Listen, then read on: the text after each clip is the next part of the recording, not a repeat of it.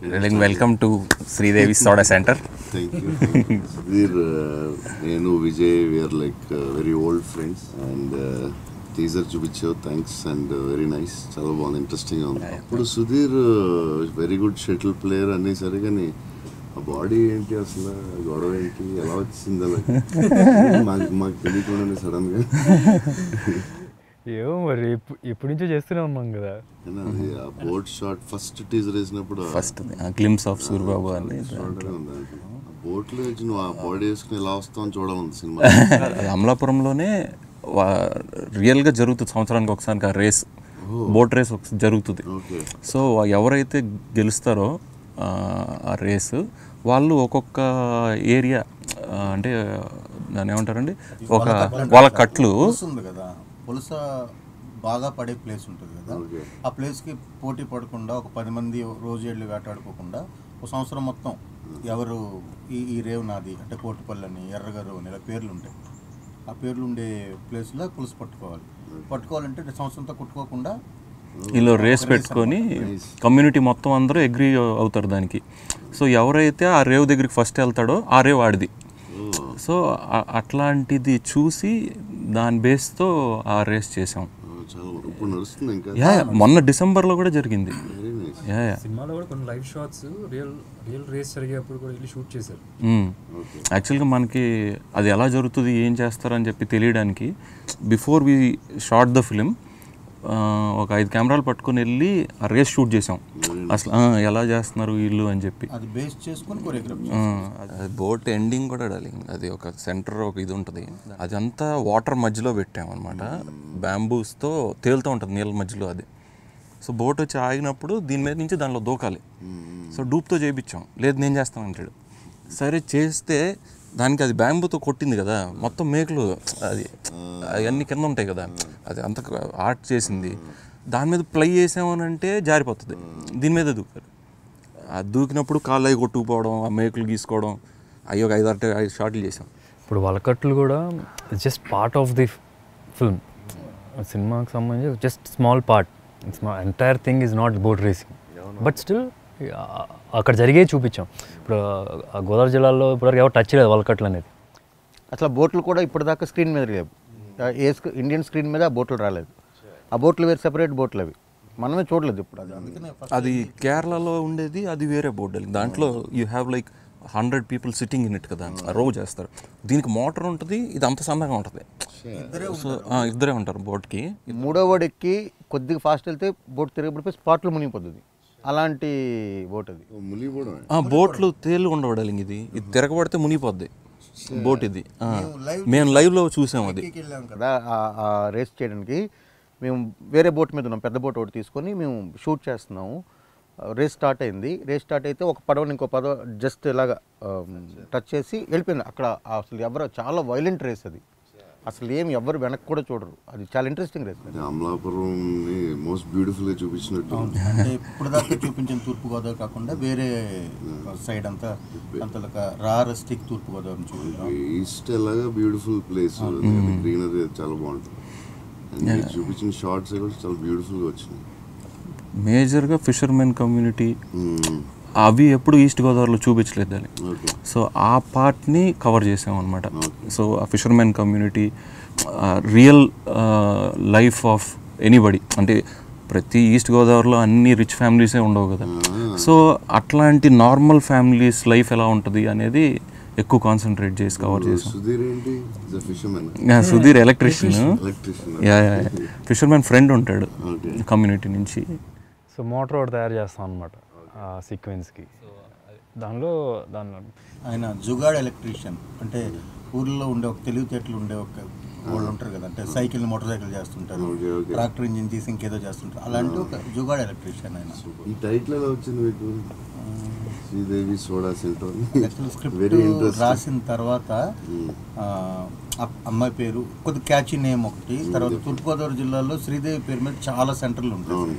So వాళ్ళు connect అవుతుంది కదా. యాక్చువల్గా టైటిల్ పెట్టేసిన తర్వాత లొకేషన్ రెక్కికి వెళ్ళాం. ఈస్ట్ గోదావరిలో మొత్తం అమలాపురం ఆ చుట్టుపక్కల ఊర్లు అన్నీ తిరుగుతూ ఉంటే ఏ రోడ్లోకి వెళ్ళినా ఒక శ్రీదేవి పేరుతో ఒక షాప్ ఉంటుంది. ఎనీ రోడ్లో శ్రీదేవి బట్టల కొట్లు ఉంటాయి, టిఫిన్ సెంటర్లు ఉంటాయి, బోల్డ్ అసలు టొబాకో సెంటర్ కూడా ఉంది అసలు. అంటే తెలియక పెట్టాము, బట్ వెళ్ళి చూస్తే అంత పాపులర్. తెలియకంటే మనకు తెలుసు కదా పాపులర్ నేమ్. పాపులర్ నేమ్ అని తెలుసు, గోదావరి డిస్ట్రిక్ట్కి అంత అటాచ్మెంట్ ఉందని తెలీదు. అంటే బాగా కేర్ తీసుకున్నారు. ఇప్పుడు బోర్డులో కూడా టైటిల్లో శ్రీదేవి బొమ్మ ఉంటుంది. ఇప్పుడు జనరల్గా మనం అక్కడ కూడా పెయింటింగ్ వేసినప్పుడు ఎగ్జాక్ట్ శ్రీదేవి బొమ్మ రాదు. సో అది కూడా ఏంటంటే కరెక్ట్గా వేస్తే అది కూడా కొద్దిగా కరెక్ట్ చేసి అంత కరెక్ట్గా ఉంటుంది కదా పర్ఫెక్ట్గా. యాక్చువల్గా అది రియల్గా బోర్డ్ చేయించాం అంటే ఆ పెయింటింగ్ ఆర్టిస్ట్తో పిలిచి ఆ ఊర్లో ఎలా చేస్తారు బోర్డు అని చెప్పి ఆ రియల్ బోర్డ్నే టైటిల్లా వాడాం. చాలా నేచురల్ ఉంది. మొత్తం అంతా ఆర్టిస్ట్తో రాయిపించిందే. మీరేంటి సార్, మీ స్టోరీ చాలా ఇంట్రెస్టింగ్ ఉంది. విజయ్ చెప్తూ ఉంటాడు చెన్నైలో ఎక్కడో టిఫిన్ సెంటర్ నుంచి స్టార్ట్ అయ్యి మీ లైఫ్ 15 ఏళ్ళప్పుడు ఇంట్లో పారిపోయాను. ఓకే, ఇళరాజా గారి ఇంట్లో కూడా పనిచేశారంట. ఇంట్లో పనిచేశాను, యేసుదాస్ గారి దగ్గర పనిచేశాను. సో మీకు తెలియకుండా మ్యూజిక్ భయంకరంగా ఉండాలేమో. లాస్ట్ సినిమాలో ఆ పాట చాలా పెద్ద హిట్ డార్లింగ్, నాది నెక్లెస్ గర్ల్స్ అని. ఇప్పుడు మన దాంట్లో కూడా మందులో కూడా చాలా మంచి రన్ వస్తుంది. సో మరి సినిమా సైడ్ ఎలా వచ్చారు ఇప్పుడు? అన్నీ అక్కడ అన్నీ వర్క్ చేసి అంటే నాకు ట్రావెల్ ఏజెన్సీ ఉంది సార్. ఇక్కడికి వచ్చాక నేను ఫుల్ ఫ్లెడ్జ్డ్గా మ్యారేజ్ తర్వాత ట్రావెల్ ఏజెన్సీ నా సొంతంగా పెట్టుకున్నాను. అదే నడుస్తూ ఉండింది.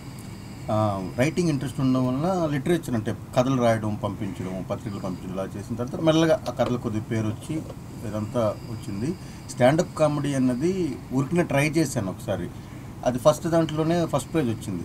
చిన్న కాన్ఫిడెన్స్ వస్తుంది కదా. దాని తర్వాత ఒక 4 షోస్ వరుసగా స్టాండప్ కామెడీ విన్ అయిన తర్వాత అందులో తమ్మారెడ్డి భరద్వాజ్ గారు, హర్షవర్ధన్ గారు ఇలాంటి వాళ్ళతో జడ్జెస్గా వచ్చేవారు ఆ షోకి. సో అక్కడ ఒక ఆయన పిలిచి మీరు ఏమైనా రాస్తారా సినిమాకి ఒక చిన్న ట్రాక్ అంటే, అలా సినిమాలకు రాయడం అనేది మొదలైంది. అంటే నేను రైటింగ్ అన్నది తెలుసు. అలాగా కొన్ని సినిమాలు గోస్ట్గా పనిచేశాను. కొన్ని సినిమాలకు పేరు వచ్చిన సినిమాలు ఏంటి? నా పేరు ఉన్న సినిమా ప్రశాంత్ వర్మ గారు పిలిచి అప్పుడు రాపించారు. సో సినిమాలో మన హీరో ఎలా ఉంటుందండి character? Hero boy next door sir. అంటే ఊర్లో మనం రెగ్యులర్గా చూసాం, మన పెళ్ళిళ్ళకి ఫంక్షన్స్కి వచ్చి ఎలక్ట్రికల్ పని చేసి కాంట్రాక్ట్స్ తీసుకునే ఒక నార్మల్ ఎలక్ట్రీషియన్, ఒక యాంబిషియస్. అంటే అతనికి ఏంటంటే జీవితంలో ఎదగాలని కోరుకుంటుంది, ఒక షాప్ పెట్టాలని, ఇంటిని రిపేర్ చేసుకోవాలి, ఒక మంచి లైఫ్ అలా ఉండే ఒక యాంబిషియస్ అల్లరచిల్లరగా కనిపించే ఒక స్టబ్బాన్ క్యారెక్టర్ అతను. అట్ ద సేమ్ టైం కొద్దిగా వల్నరబుల్ కూడా, ఈజీగా ఎమోషనల్ అవుతూ ఉంటాడు క్యారెక్టర్. చాలా అన్ని భావోద్వేగాలు ఉన్న అదే మామూలు పక్కింటి కుర్రవాడు. ఎంటర్టైన్మెంట్ అండి. ఇప్పటిదాకా సుధీర్ గారు చేసిన వాటిన్నిటిలో ఇదే ఎక్కువ ఎంటర్టైనింగ్గా ఉంటుంది. అంటే ఆయన క్యారెక్టర్ చాలా నార్మల్గా హీరోయిన్స్ వాడతారు, బబ్లీ అంటారు కదా, అలాంటి బబ్లీ క్యారెక్టర్ సరదాగా ఉంటుంది. సో నీకు టఫ్ ఏమనిపించింది అన్నింటిలో సినిమా మొత్తంలో? పర్టికులర్ టఫ్ అంటే ప్రతి ఒక్క సినిమాకి బాగా డైరెక్ట్ చూసుకున్నారా? నీకు టఫ్ అనిపించలేదా? ఫస్ట్ కథ చెప్పిన వెంటనే అయితే భయం వేస్తుంది. యాక్టర్ కాబట్టి సో ఈ గోల్స్ భయం వేస్తుంది. కొద్దిగా గ్రౌండ్ వర్క్ చేసి కొద్దిగా మాట్లాడుతున్నప్పుడు చేసేసిన తర్వాత ఇదేనా అనిపిస్తుంది, ఆ టైప్ అంతే. కానీ ఫిజికల్లీ కొద్దిగా ఛాలెంజింగ్ అనిపించింది. ఇందాక అనుకున్నట్టుగా స్టార్టింగ్ నుంచి ఫిజిక్ కావాల్సి వచ్చి ఫస్ట్లో స్టార్ట్ చేద్దాం అనుకున్నాం ఫిజిక్స్ షార్ట్స్ అని. అది తీరా వస్తే లాస్ట్లో షూట్ చేసాం అనమాట. సో అది మెయింటైన్ చేస్తూ ఉన్నాం, అదొక ఇష్యూ. అండ్ ఒక చిన్న ఇంజురీ అయింది, సో దాని తర్వాత చేయడం అది చెప్తే మేజర్గా ఏం లేదు. ఫస్ట్ బోట్ రేస్తో షూట్ చేద్దాం అనుకున్నాం. సో అప్పుడు దానికి బాడీ కావాలి అని అనుకున్నాము. సో అక్కడికి వెళ్ళేటప్పటికి ప్రాక్టికల్గా ప్రాబ్లమ్స్ వచ్చినాయి. రేస్ వాళ్ళది రియల్ రేస్ అప్పుడు జరగడం, దాని తర్వాత వాళ్ళ మోటార్లు అవన్నీ జరిగేటప్పటికి ఇది ఫస్ట్ స్టార్ట్ చేసిన షెడ్యూల్ లాస్ట్ అయింది. సో అది లాస్ట్ అయ్యేటప్పటికి 3.5 months అయిపోయింది. సో ఈ 3.5 months పొద్దు నుంచి షూట్ చేయడం, రాత్రి 9ంటికి హోటల్కి వచ్చేవాళ్ళం, 9ంటికి అప్పుడు వెళ్ళి మళ్ళీ జిమ్ చేసి వచ్చేవాడు, మళ్ళీ 11 అయింది మళ్ళీ అండ్ ట్రావెలింగ్ 2 hours పట్టేది అక్కడ ఏ లొకేషన్కి వెళ్ళాలన్నా. సో కొంచెం హెక్టిక్ బాగా. లక్కీగా జిమ్ ఉంది. ప్లస్ ఇంకోటి ఏంటంటే జర్నీ చేయడం కూడా కోవిడ్ కదా. సో విజయ్ ఏం చేశాడంటే హోటల్ మొత్తం మన వాళ్ళే ఉంటారు, బయట వాళ్ళు ఉండరు. సో లక్కీగా అందుకనే టోటల్గా ఎంటైర్ షూట్లో ఒక్కతనికి కూడా ఎవరికి అసలు కోవిడ్ అనేది లేదు. సో అమలాపురంలో షూట్ చేసేది అక్కడ జరిగిన ఇంట్రెస్టింగ్ టాపిక్స్ ఏమైనా జరిగినాయా మీకు? అమలాపురంలో అంటే అమలాపురం చుట్టుపక్కల చేస్తాం సార్, ప్రతిరోజు ఏదో ఒకటి జరుగుతుంది అది. ఒక టిఫిన్ సెంటర్ కనుక్కున్నాం సార్, పొట్టెక్కలు అని చెప్పి వాడు తినేవాళ్ళు, అందరూ ఫేవరెట్ అది. సాయంత్రం అయితే అక్కడ పరిగెత్తేవాళ్ళు. ఏంటి అక్కడ స్పెషల్? చూడండి ఇడ్లీలాగా ఉంటుంది, పనసాకులో ఇడ్లీ చేస్తారు సార్, రౌండ్గా వస్తుంది. పనసాకులో చుట్టి అది ప్రాసెస్ తెలియదు కానీ ఇడ్లీయే రౌండ్గా గ్లాస్లా వస్తుంది, పనసాకులో చుట్టిస్తారు, దాన్ని పొట్టిక్ అంటారు. అది చట్నీలు ఒక 2 చట్నీలు ఇస్తారు. ఆ రెస్టారెంట్ కూడా చాలా బాగుంటుంది, చిన్నది క్యూట్గా ఉంటుంది. అది వాళ్ళ ఇంట్లోనే అనమాట. ఇంట్లో వెనకాల ఇల్లు, ఎదురు ఒక చిన్న వరండాలా ఉంటుంది, దాంట్లోనే సర్వ్ చేస్తారు. మొత్తం వాళ్ళ ఫ్యామిలీ మెంబర్సే. 35 రోజుల్లో నాకు అసలు అలా ఉందని కూడా తెలియదు. ఇలాగే డైరెక్టర్ని నేను కూడా క్వశ్చన్ అడిగితే డైరెక్టర్ ప్రొడ్యూసర్ పోస్టర్ పడేది మీదే కదా సార్ అని, మనకి తప్పదు ఈ కష్టాలు. షూట్ నుండి వచ్చాక ఈయన వచ్చి కరెక్ట్గా 15 నిమిషాల్లో కిట్ వేసుకొని జిమ్కి వెళ్ళిపోయారు సార్, మేము పొట్టెక్కలికి వెళ్ళిపోయాం. నేను ఇప్పుడు దాకా చేసిన సినిమాలో గోదావరి జిల్లా భాష ఎప్పుడు మాట్లాడలేదు. అంటే కాకపోతే నేను చిన్నప్పటి నుంచి హాస్టల్లో ఉండేప్పటికి డిఫరెంట్ ఏరియాస్ ఉండేవాళ్ళు, తెలంగాణలో ఇటు పక్క ఉండేవాళ్ళు, గోదావరి జిల్లాలో ఉండేవాళ్ళు. సో ఎంత కొంత మాట్లాడగలిగేవాడిని. సో నేనేం చేశాను, డైలాగ్స్ ఉన్నప్పుడు సార్ మీరు ఒకసారి రికార్డ్ చేసి ఇవ్వండి అని చెప్పి అనేవాడిని. ఆయన రికార్డ్ చేసి ఇచ్చేవాడు. ఈ సినిమాకి మెయిన్గా ఆ డైలెక్ట్ కొద్దిగా యాక్సెంట్ ఇంపార్టెంట్ అని చెప్పి అనుకున్నాను, ఆథెంటిక్గా ఉంటుందని. సో ఈయన రికార్డ్ చేసి ఇచ్చేవాళ్ళు. ఇంకా రైటర్ కాశీ అని ఉన్నారు, ఆయన కూడా కొన్నిసార్లు పంపించేవాడిని. సో ఇద్దరు రికార్డ్ చేసి పంపిస్తే ఇంకా ఆ డిక్షన్ అయితే పట్టేవాడిని. మ్యాక్సిమం నవరసాలు ఉన్నట్టే సార్ ఈ సినిమాలో ఆయనకైతే, అంటే హర్రర్ తప్ప మిగతా అంతా అన్నీ ఉన్నాయి. అంటే అది లేదు సార్, మన ప్రొడ్యూసర్ చూపించాడు లేదు లేదు లేదు చెప్పలేండి, చెప్పలేండి ఒకవేళ చూపించిన. కావాలంటే అది వేరే ఇంటర్వ్యూ చేద్దాం. So heroine Anandi is very good performer, టీజర్లో కూడా కనిపిస్తుంది, చాలా న్యాచురల్ పర్ఫార్మర్ అని. తెలుగు అమ్మాయి. యాక్చువల్గా ఈ సినిమాకి ఖచ్చితంగా తెలుగు వాళ్ళనే తీసుకుందామని ఫస్ట్ డే అనుకున్నాం సార్, ఎందుకంటే తూర్పుగోదావరిలో మాట్లాడాలి అంటే అది యాస్ కొద్దిగా కావాలి, ఈ కొద్దిగా ట్రిక్కీగా ఉంటాయి కదా డైలాగులు ఇవన్నీ, అందుకని తెలుగు వాళ్ళు అయితే డిక్షన్ పట్టుకుంటారని అనుకున్నాం. అయితే చాలామంది చూసాము, ఆడిషన్ అయింది, లుక్ టెస్ట్లా చేసాం, అన్నీ చేసాం. కానీ అప్పుడు ఆమె ఆల్రెడీ ఇక్కడ చేసి తమిళనాడులో బాగా ప్రూవ్ చేసుకున్నారు. అంటే పెద్ద పెద్ద సినిమా వెట్రిమారన్, పారంజిత్, అంటే నేషనల్ వైడ్ ఇంటర్నేషనల్ వైడ్ వెళ్ళిన సినిమాలు, పరియేరం పెరుమాళ్ళు. సో మంచి పర్ఫార్మరు, అంత ఇది ఉంది కదా అని చెప్పి ఆమెని సెలెక్ట్ చేసాం. లాస్ట్లో చాలా కసరత్తు చేసాం దానికైతే మాత్రం.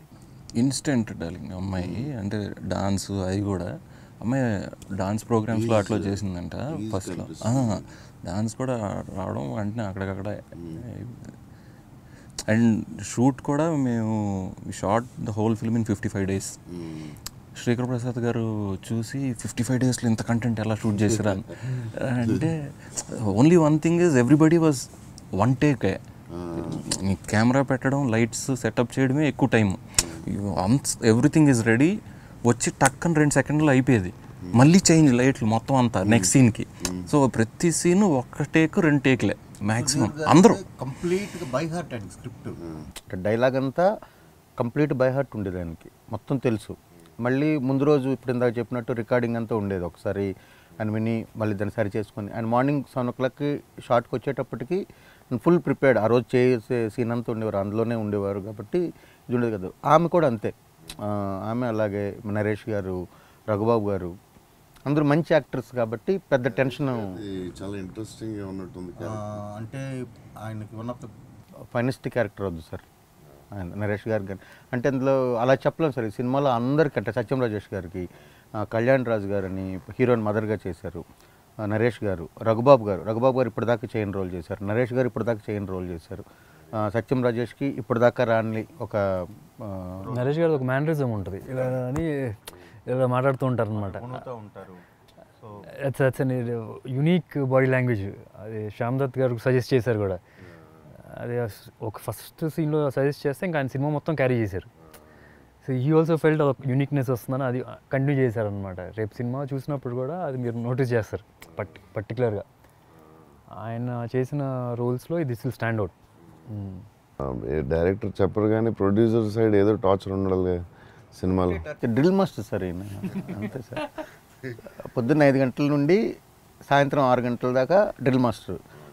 అప్పుడంతా విజయ్ చిల్లా, 6 తర్వాత విజయ్ చిల్ ఇంకా అంతే. ఆయన యాక్చువల్గా కెమెరామెన్ గారికి షార్ట్ చెప్పే విధానం అదిరిపోద్ది.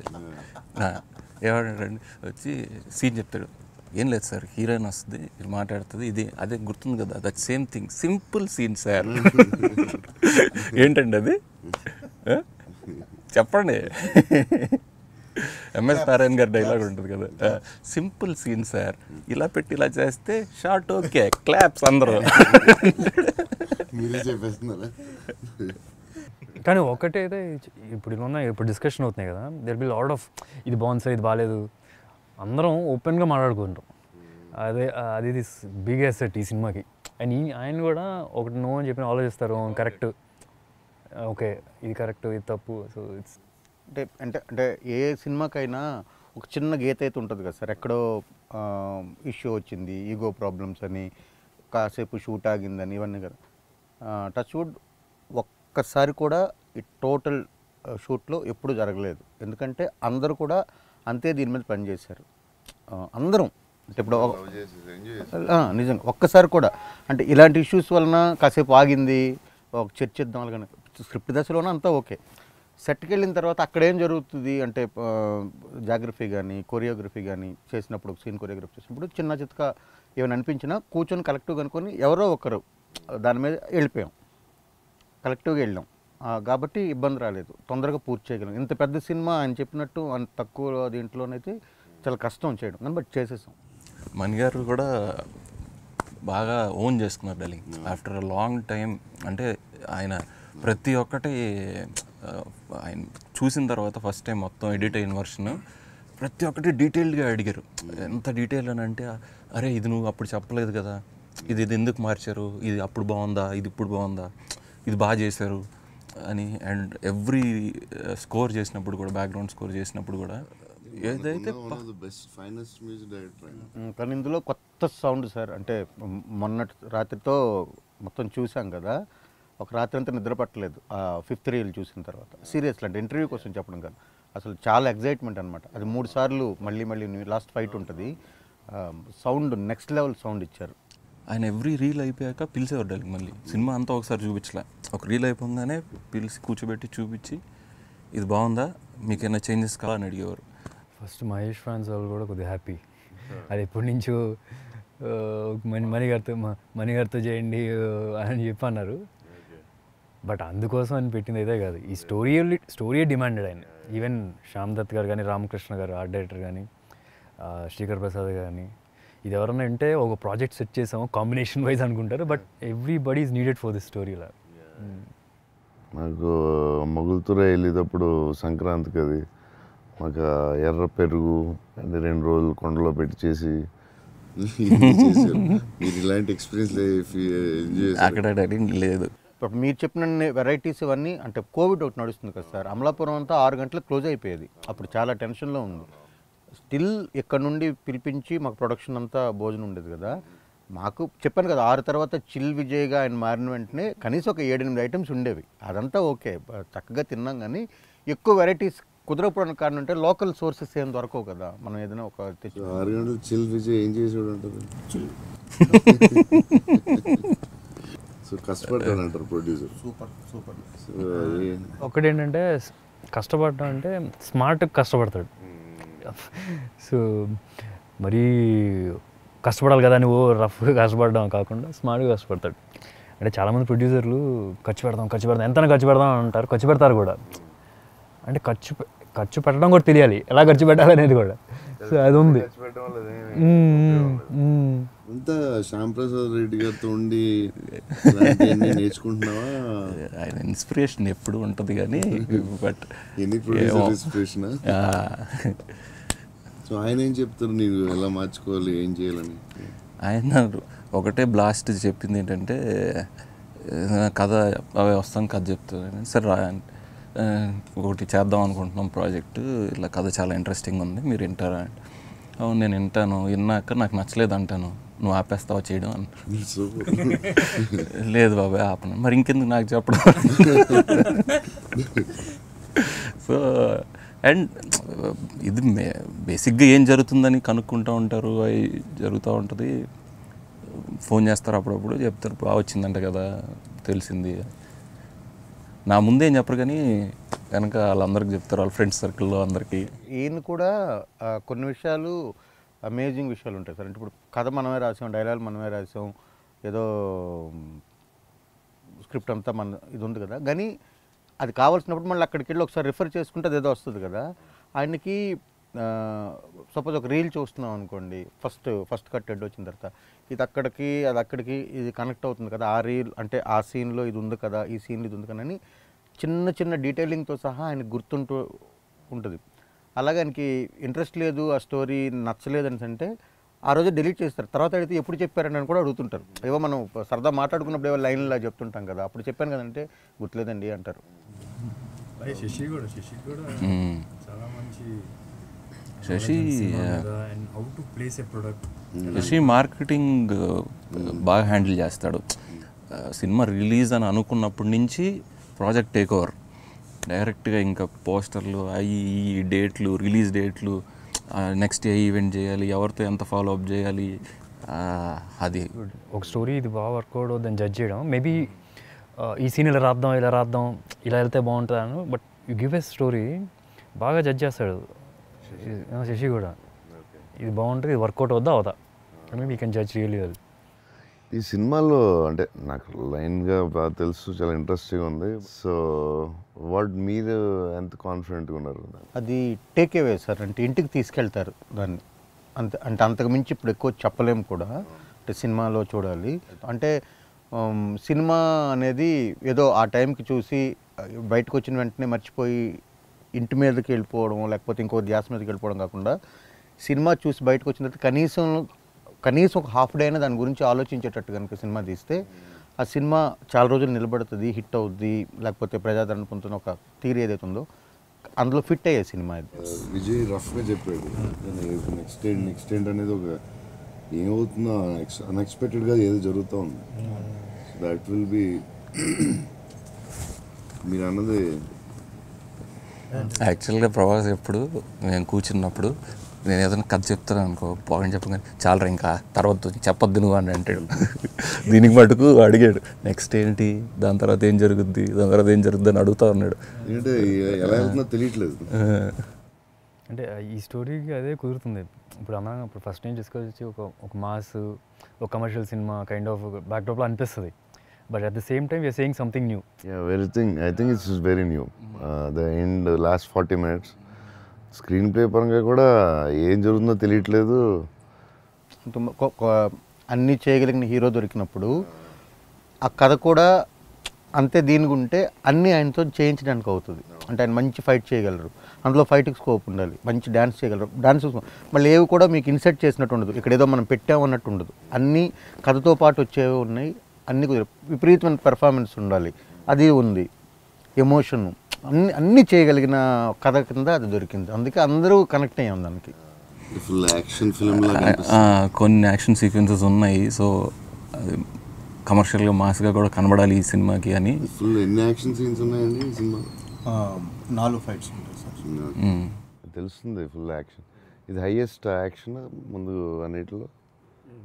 This is the highest action film. Baaghi out చేసాం హిందీలో, అది విలన్గా కాకపోతే ఇది స్టోరీ బేస్డే. అంత ఎన్ని ఫైట్స్ ఉన్నా సరే స్టోరీకి సంబంధించినట్టుగానే ఉంటుంది. ఫైట్స్ కూడా ఒక అబ్బాయి చేశాడు, అంటే 3 మాస్టర్లతో చేసాం. కొత్త అబ్బాయి ఒకటి చేశాడు. Find it very interesting. యాక్చువల్గా అదే ఇందాడు సుధీర్ చిన్న ఇంజరీ ఒకటి అనేది సింగిల్ షాట్లో చేద్దాం అనుకున్నాం అనమాట మొత్తం ఫైట్ అంతా. సో ఆల్మోస్ట్ అంతా రెడీ. దాంట్లో ఒకడు అన్ప్రొఫెషనల్ ఫైటర్ ఒక అబ్బాయి ఉన్నాడు, క్యారెక్టరే. అతను కూడా అందులో ఉండాలి, టెక్నిక్ తెలియక ఈయనకి ఇంజురీ అయింది. మనకి ఇంత ముందు కూడా చాలా ఇంజరీలు అయినాయి, కానీ ఇది ఇంజరీ అంటే దీనికన్నా పెద్ద ఇంజరీస్ అయినాయి. కాబట్టి నాకు టైం దొరికింది, అక్కడ టైం దొరికి 3 months తర్వాత చేసాం. కానీ ఎక్కడో పొద్దున్న లేస్తే నడుస్తుంటే నొప్పి వస్తుంది, జంప్ చేస్తే నొప్పి వస్తుంది, కానీ షార్ట్లోకి వెళ్తే రావట్లేదు. షార్ట్లోకి వెళ్తే ఎక్కడో ఒక చిన్న ఎనర్జీ వస్తుంది, ఉంటుంది కదా మన అడ్రినల్ రష్లో. చేసేస్తున్నాడు, చేసి వచ్చి కూర్చోగానే కాలు వాసిపోతుంది. అది పోస్ట్ పోన్ చేయాలంటే చాలా ప్రాబ్లం. అంటే ఒక సెట్ వేసాము, తీర్థం సెట్ తిరునాళ్ళు సెటప్ చేసాం మొత్తం అంతా, ఫుల్ ఎగ్జిబిషన్. అంటే స్కేల్ కూడా ఒక బిగ్, అలాంటి సెటప్ అన్నమాట కంప్లీట్ గా పెద్దది. టఫెస్ట్ డే పాపం.